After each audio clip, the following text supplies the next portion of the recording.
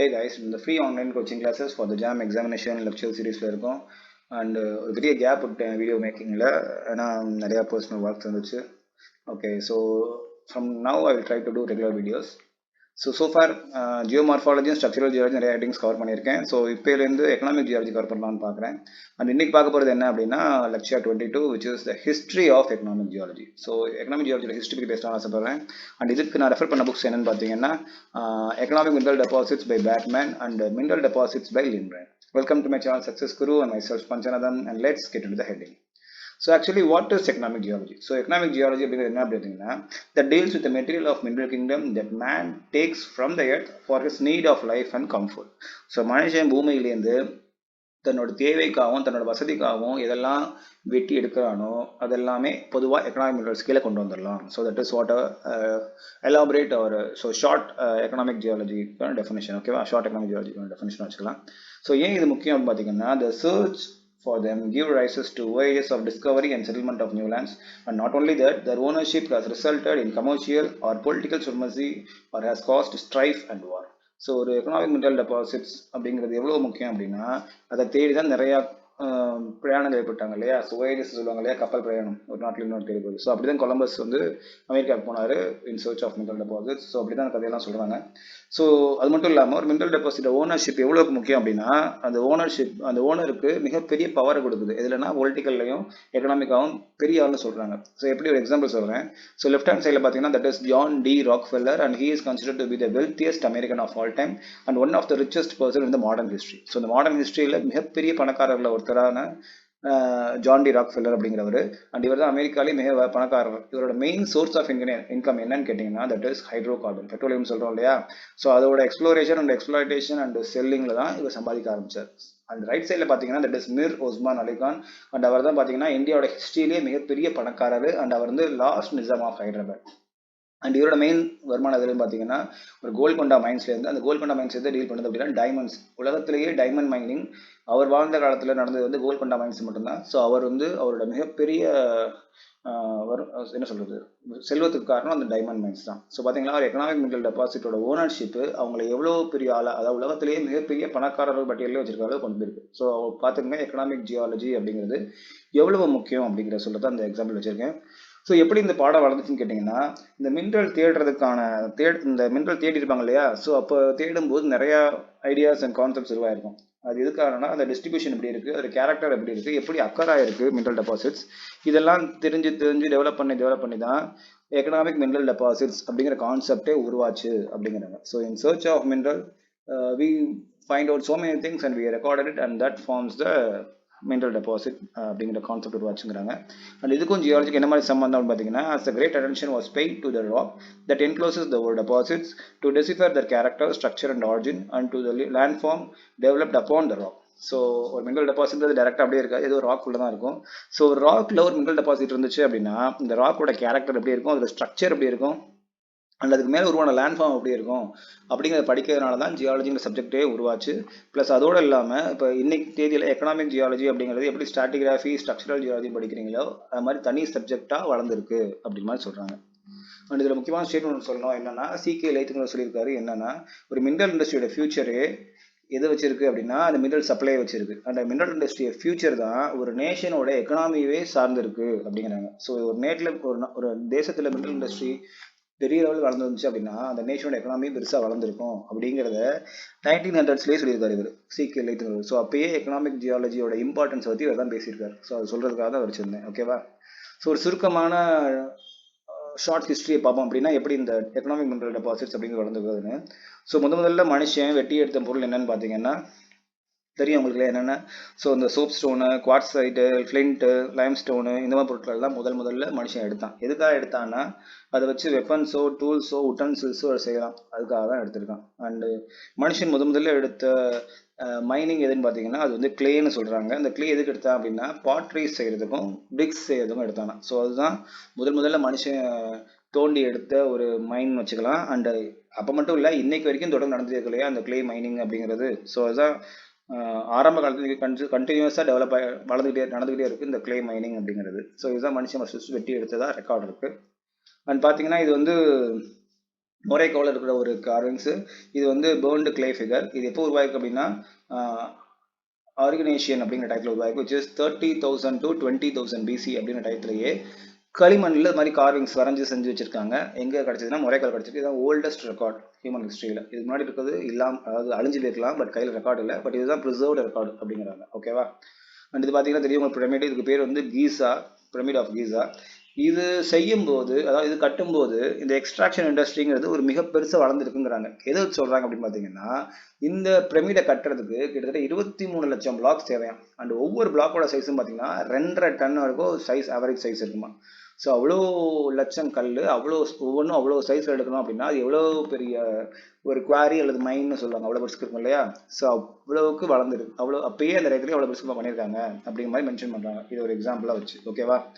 And முதல்ல economic geology பற்றி ஒரு சயின்டிஃபிக் தாட்டை கொடுத்தவர் யார் அப்படின்னு பார்த்தீங்கன்னா, அவர் தான் கார்கியஸ் அக்ரிகோலா அப்படிங்கிறவர். ஸோ இந்த படத்தில் போட்டுக்காரில் இவர் தான் முதல்ல என்ன சொன்னார் அப்படின்னா, ராக் உருவாகும் போது மினரல் டெபாசிட்ஸ் உருவாகிறது இல்லை.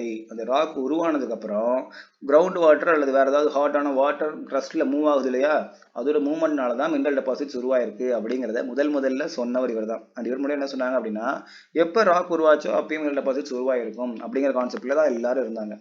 அண்ட் இவர் முதல்ல புக் பப்ளிஷ் பண்ணார், which is called D Metallica அப்படிங்கிற புக்கு. அண்ட் இந்த புக் நம்ம டிபார்ட்மெண்ட் லைப்ரரியில் கூட இருக்கு, எடுத்து படிக்கலாம். ஸோ அதில் போட்டிருக்கோம் என்ன மாதிரி ஒவ்வொரு கான்செப்ட்டும் வளர்ந்துருக்கு அப்படிங்கிற ஒரு மிகப்பெரிய ஹிஸ்ட்ரி கொடுத்துருக்கோம். ஸோ அதை படிக்கும்போது தோணும், ஸோ இவ்வளோ கஷ்டப்பட்டு இந்த கான்செப்ட் வளர்ந்துருக்கு, ஸோ இவ்வளோ ஈஸியாக எதுவும் கிடைக்கல அப்படிங்கிற மாதிரி தோணும். முடிஞ்சால் படிச்சு பாருங்க, டைம் எடுத்ததுன்னா. ஸோ இவர் என்ன சொல்கிறார் அப்படின்னா, அந்த காலத்தில் என்ன பண்ணுவாங்க அப்படின்னா, அந்த ஃபோர்க்டு ஹசல் ஸ்டிக்னு ஒன்று யூஸ் பண்ணுவாங்க. இந்த கையில் ஸ்டிக் மாதிரி வச்சுட்டு தண்ணி திருப்புவாங்க சொல்லுவாங்க இல்லையா, இந்த மாதிரி ஸ்டிக்ஸை யூஸ் பண்ணி மினரல் டெபாசிட் கண்டுபிடிக்கிறேன்னு கதை விட்டுட்டு இருந்தாங்களாம்.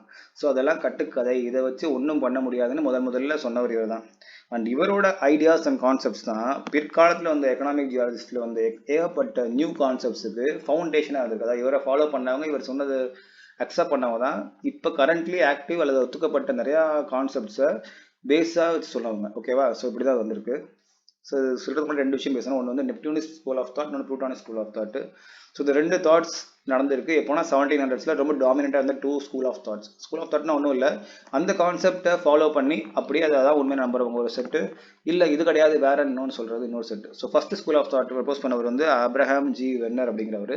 அவர் என்ன சொல்கிறார் அப்படின்னா, உலகம் உருவானும் போது ஒரு லிக்விட் உருவாச்சான், அந்த லிக்விட் பூமிக்குள்ளே பெனட்ரேட் ஆகி போகும்போது தான் எல்லா விதமான மினரல் டெபாசிட்ஸும் உருவாச்சு அப்படின்னு அவர் சொல்கிறார். அண்ட் இவர் என்ன அதோட நிப்பாட்டாம, இந்த இன்டீரியர் சோர்ஸ்னு சொல்கிறாங்க இல்லையா, அதாவது உள்ளுக்குள்ள கிரவுண்ட் வாட்டர்லேருந்து வந்துச்சுன்னு சொன்னார்லையே ஃபஸ்ட்டு வந்தவர், யார், ஜார்ஜ் அக்ரிகோலா. அந்த மாதிரிலாம் எதுவும் கிடையாது அப்படின்னு சொல்லிட்டாரு. அது மட்டும் சொல்லாமல், இந்த ப்ரெசிபிட்டேட் ஆகுது இல்லையா மினரல் டெபாசிட்ஸ், இந்த மினரல் இந்த உலகத்தில் உள்ள முதல்ல உருவான ஓஷன்லேருந்து பிரசிபிரேட் ஆனது தான் செடிமெண்ட்ரி, இக்னியஸ், மெட்டமார்பிக் ராக் அப்படிங்கிறாரு. ஸோ நம்ம இப்போ சொல்கிறோம் செடிமெண்ட்ரி ராக் வந்து பிரசிபிரேட்டட், வேற இக்னியஸ் அப்படிங்கிறது மேக்மாலேருந்து வந்து சொல்கிறோம் இல்லையா, இவர் அப்படி சொல்லலை. எல்லா ராக் டைப்ஸும் உலகம் உருவானும் போது ஒரு லிக்விட் இருந்துச்சான், which is called primitive ocean. அந்த ஓஷன்லேருந்து கொஞ்சம் கொஞ்சமாக பிரசிபிரேட் ஆனது தானே எல்லா விதமான ராக்கும், இக்னியஸ், செடிமெண்ட்ரி, மெட்டமார்பிக். அண்ட் இவர் சொன்னதெல்லாம் உண்மைன்னு ஒத்துக்கிட்டாங்க. எப்படி ஒத்துக்கிட்டாங்க அப்படின்னா, அவரோட அப்பியரன்ஸ்லையும் அவரோட பேசும் திறமையை வச்சு தான். அவரோட நாலேஜ் வந்து பெருசாக யாரும், அதாவது அவரோட ப்ரெசன்டேஷன் எப்படி இருக்குன்னா மற்றவங்களை யோசிக்கவே விடலை அப்படிங்கிற மாதிரி இருந்துச்சான். அதனால அவர் சொன்னது நிறைய பேர் ஒத்துக்கிட்டாங்க, ஃபாலோ பண்ணாங்க. பட் இவருக்கு அகேன்ஸ்டாக ஒரு ஸ்கூல் ஆஃப் தாட்ஸ் தான் plutonic school of thoughts, which is proposed by James Hutton. James படிச்சுட்டு முன்னாடி இல்லையா. ஸோ இவர் என்ன சொல்கிறார் அப்படின்னா, இவர் தான் ஃபர்ஸ்ட் சொன்னார், ஒரு ப்ளூட்டானிக் ராக் அப்படிங்கிறது மேக்மாலேருந்து டீப் டெப்த்தில் உருவாகிற ராக் தான் ப்ளூட்டானிக் ராக்கு. வேற மெட்டமார்பிக் ராக் அப்படிங்கிறது என்னன்னா, ப்ரெஷர் டெம்பரேச்சர் வேரியேஷன்னால ஒரு ராக் இன்னொரு ராக்காக மாறுறது தான் மெட்டமார்பிக் ராக் அப்படின்னு ப்ரப்போஸ் பண்ணது ஃபர்ஸ்ட் இவர் தான். ஓகேவா? அதோட நிப்பாட்டாம இக்னியஸ் இன்ஜெக்ஷன் அப்படிங்கிறது எப்படி வரும், மேக்மேட்டிக் ஆரிஜினில் இக்னியஸ் ராக் எப்படி வந்துச்சு, ப்ளஸ் மினரல் டெபாசிட்ஸ் எப்படி வந்துச்சு அப்படிங்கிறத நிறைய அவர் தான் பேசியிருக்காரு. And he claims that ore minerals were not soluble in water but were igneous injection. So என்ன சொல்றாருன்னா, தண்ணியில் ஓர் மினரல் டெபாசிட் கரையாது, ஆனால் இக்னியஸ் இன்ஜெக்ஷனால கரைஞ்சோ நகர்ந்தோ வேறு டெபாசிட்டோ ஆகலாம் அப்படின்னு ப்ரப்போஸ் பண்ணியிருக்காரு. He observe. ஸோ முதல்ல சொன்னோம் இல்லையா, வென்னர் அப்படிங்கிறவர், அவரோட அப்சர்வேஷன் எல்லாமே based on the mineral deposit, that is a vein deposit பார்த்து சொல்றாரு. வேற சிவர் என்ன சொல்றாருன்னா, அந்த வெயின் டெபாசிட் என்க்ளோஸ் இருக்கலாம் ராக், அந்த ராக் அப்சர்வ் பண்ணி இவர் பேசுறாரு. So first school of thought is based on the mineral vein which has been observed, whereas the second school of thought that is the plutonic school of thoughts, அதோட main கான்செப்டே வந்து observing the rock that encloses the vein. So இதுதான் difference மெயினாக இருக்கும். And Hatton இப்படி சொல்றதுனால அவரோட conclusion igneous origin எல்லாம் பேசுகிறதுனால என்ன சொல்கிறாருன்னா அதுக்கு ஒரு வாட்டி மேலே போய் என்ன சொல்கிறாருன்னா எல்லா மினரல் டெபாசிட்டும் இக்னியஸ் ஆரிஜின் தான் வந்துச்சுன்னு சொன்னார், which is actually not right. But அவரோட நம்பிக்கையை சொல்ல வச்சுச்சு. பட் ஒரு சில மினரல் இக்னியஸ்லேயும் வருது, ஒரு சிலது செடிமெண்ட்லையும் வருது, மெட்டாமார்பிக்லையும் வரும் அப்படிங்கிறது பின்னாடி பார்ப்போம். ஓகேவா? ஸோ ஏரியர் ஸ்கூல் ஆஃப் தாட்ஸ் இது டெவலப் ஆகி வந்துட்டு இருக்கோம். ஸோ அது எப்படி வந்திருக்குங்கிறதுக்கான ஒரு சும்மா ஒரு ஷார்ட் வியூ தான் கொடுத்துருக்கேன். ஸோ மாடர்ன் டெவலப்மெண்ட் கொஞ்சம் பார்ப்போம். என்னன்னா வாகட் ஆஃப் நார்வே என்ன சொல்கிறார் அப்படின்னா அவர் தான் present day mineral deposit origin of mineral டெபாசிட்ஸ்க்கான ஃபவுண்டேஷன் போட்டிருக்காரு. அவர் என்ன சொல்கிறார் அப்படின்னா ஃபிசிக்கோ கெமிக்கல் பேராமீட்டர்ஸ் வச்சு hot mineralising solution ascending source of ascending hot mineralisation சொல்யூஷனை என்ன சொல்றார் அப்படின்னா he examined further utilizing physical chemical principles into the source of ascending hot mineralizing solution. So any change in pressure temperature happens. அப்போ இந்த ascending water இருக்கு இல்லையா, அது DeSalvo precipitate பண்ணுங்கிறத முதல்ல சொன்னது இவர் தான். ஓகேவா? அதோட நிப்பாட்டமும் அந்த basis of careful field studies இவர் என்ன சொல்றாருன்னா igneous injections of material derived from their igneous source of process of magmatic differentiation. So ஒரு இக்னியஸ் இன்ஜெக்ஷன் பேசினாங்களே ஃபர்ஸ்ட்டு, அதுக்கு ஆரிஜின் என்னவா இருக்கும் அப்படின்னு சொல்றாருன்னா மேக்மேட்டிக் டிஃபரன்ஷியேஷன். அதுக்கு என்ன அர்த்தம்னா ஒவ்வொரு ப்ரெஷர் டெம்பரேச்சர் கண்டிஷனில் மேக்மேட்டிக் சேம்பரில் இதெல்லாம் மாறும்போது என்ன ஆகும்னா ஒவ்வொரு மினரல் தனித்தனியாக பிரியும். அதுக்கு பேர் தான் மேக்மேட்டிக் டிஃபரன்ஷியேஷன். ஸோ ஒரு டெம்பரேச்சரில் ஃபர்ஸ்ட் ஒன்று ஃபார்ம் ஆயிருக்கும், டெம்பரேச்சர் ட்ராப் ஆகுது அல்லது ப்ரெஷர் ட்ராப் ஆகுதுன்னா அடுத்த வேற மினரல் ஃபார்ம் ஆகும் அப்படிங்கிறத மேக்மேட்டிக் டிஃபரன்ஷியேஷன். இது ஃபர்ஸ்ட் தான் சொல்லியிருக்காரு. எப்போ சொன்னார்னா 1893 சொல்லியிருக்காரு. And he also concluded that the hot mineralizing water were likewise driven by the magmatic differentiation. So முன்னாடி சொன்னாங்க இல்லையா, ஃபர்ஸ்ட் சொன்ன ஒரு மினரலைசிங் வாட்டர் இருக்குன்னு, ரெண்டாவது சொன்ன யாருமே ஒத்துக்கலாத. இப்போ என்ன சொல்றாருன்னா மினரலைசிங் வாட்டர்னால ஓவர் மினரல் டெபாசிட்ஸ் ஃபார்ம் ஆகும். பட் இந்த மினரலைசிங் வாட்டரோட ஹீட் சோர்ஸ் இருக்கு இல்லையா, அது இந்த மேக்மேட்டிக் சேம்பர் தான் அல்லது மேக்மேட்டிக் டிஃபரன்ஷியேஷன் தான் காரணம் அந்த வாட்டர் உருவாகிறதுக்கு அப்படின்னு அவர் சொல்றாரு. Thus, he linked more clearly his predecessor to the process of petrology and ore formation and recognized the magmatic differentiation as a process of ore formation that gives rise to ore segregation or injection, mineralizing gas and vapor, hot mineralizing water. So இவர் தான் இது முன்னாடி சொன்ன எல்லாத்தையும் தாண்டி சொல்லியிருக்காரு. என்ன சொன்னார்னா பெட்ராலஜிக்கல் ப்ராசஸும் ஓர் ஃபார்மேஷன் ப்ராசஸையும் ஒன்றா சேர்த்து காம்பினேஷனில் சொல்லியிருக்காரு. எப்படி ஓர் செக்ரிகேஷன் அல்லது இன்ஜெக்ஷன் நடக்குது அப்படிங்கிறத, மினரலைசிங் கேஸ் அண்ட் வேப்பர் எப்படி உருவாகுது அப்படிங்கிறதையும், ஹாட் மினரலைசிங் வாட்டர் எப்படி உருவாகுது அப்படிங்கிறதையெல்லாம் இவர் தான் சொல்லியிருக்காரு. ஸோ இவர் தான் இதுக்கு முன்னாடி சொன்ன எல்லாத்தையும் விட கொஞ்சம் அட்வான்ஸாக சொல்லியிருக்காரு. ஸோ இது வரைக்கும் என்ன சொல்கிறாங்க அப்படிங்கிற ஷார்ட்டாக சொல்லணும்னா, இட் இஸ் ரெகனைஸ்ட் அவர் as is pointed out by one kata long ago that there were many types of mineral deposits which has been formed by different process. So ஒரு ப்ராசஸில் உருவானது தான் எல்லான்னு சொல்லவே முடியாது. ஒவ்வொரு மினரலும் ஒவ்வொரு ப்ராசஸில் உருவாயிருக்கு அப்படிங்கிற மாதிரி சொல்கிறாங்க. அண்ட் அது எல்லாத்தையும் வரக்கூடிய லெக்சர்ஸ் நம்ம பார்க்க போகிறோம் ஒவ்வொன்றா. ஸோ இப்போதைக்கு இது ஷார்ட் லெக்சராக முடிச்சுக்கலான்னு இருக்கேன். அண்ட் இது ஏன் சொல்கிறேன் அப்படின்னு பார்த்தீங்கன்னா, review of development of ideas concerning the genesis of mineral deposits as given. So என்ன கொடுத்துருக்கோம்னா இந்த எக்கனாமிக் மினரல் டெபாசிட்ஸ் அப்படிங்கிற கான்செப்ட் எப்படி உருவாச்சுங்கிறதுக்கான ஒரு சுருக்கமான ஐடியா கொடுத்துருக்காங்க 12-13 நிமிஷத்துல. ரைட்டா? ஆஸ் த ப்ரெசென்ட் இது எது கொடுத்தோம் அப்படின்னா ஒரு பேக்ரவுண்ட் நாலேஜ் தரணும் இல்லையா படிக்க போகிறவங்களுக்கு. அடுத்து நீங்கள் படிக்க போகிற ஒவ்வொரு ஹெட்டிங்கும் இதுலேருந்து உருவாச்சு ஒரு கான்செப்ட் தோணுச்சு அப்படின்னா அந்த பேக்ரவுண்ட் நாலேஜ்க்காக கொடுத்தது தான். ஓகேவா? அந்த பெருசாக பார்த்தீங்க அப்படின்னா the ideas and discloses that the most of them have been advanced in previous generation and that are present and we are only elaborating upon or amplifying the earlier concept. So போன ஜென்ரேஷனில் உருவானது தான் நிறையா concept இருக்குது பார்த்தீங்களா. இப்போ 1895 சொன்னோம் இல்லையா, ஸோ அப்போ தான் ஓரளவுக்கு டெவலப் ஆக ஆரம்பிச்சிருக்கு. ஸோ போன ஜென்ரேஷன் ஓரளவுக்கு டெவலப் ஆயிருக்கு. ஸோ நம்ம இப்போ என்ன பண்ணுறோம் அப்படின்னா ஏற்கனவே சொன்னதை இன்னும் விரிவாகவோ அல்லது பெருசாகவோ பேசிக்கிட்டு இருக்கோம். அவ்வளோதான். ஸோ ஒவ்வொரு கான்செப்டும் உருவாச்சு, அதுக்கு மாற்று கான்செப்ட் சொல்கிறாங்க, அப்புறம் திருப்பி அது இல்லைங்கிறாங்க. ஸோ ஒவ்வொன்றுத்துக்கும் ப்ரூஃபும் சொல்கிறாங்க. ஸோ இப்படி கொஞ்சம் கொஞ்சமாக டெவலப் ஆகிறது தான் science, which is called trial and error method சொல்கிறோம் இல்லையா. ஸோ அப்படி தான் வந்துருக்கு. இப்போ சொன்னதில் டவுட் இருந்துச்சு அப்படின்னா கமெண்ட் செக்ஷனில் போடுங்க, நான் அதுக்கான விளக்கம் சொல்கிறேன். ஸோ இப்போதைக்கு இந்த வீடியோ இதை க்ளோஸ் பண்ணுறேன். I group my videos according to the category that you can check in my playlist. You can connect with us by mail, Facebook and Instagram, and these are the links. You can support us by like, share and subscribe. Thanks for watching. Have a great day.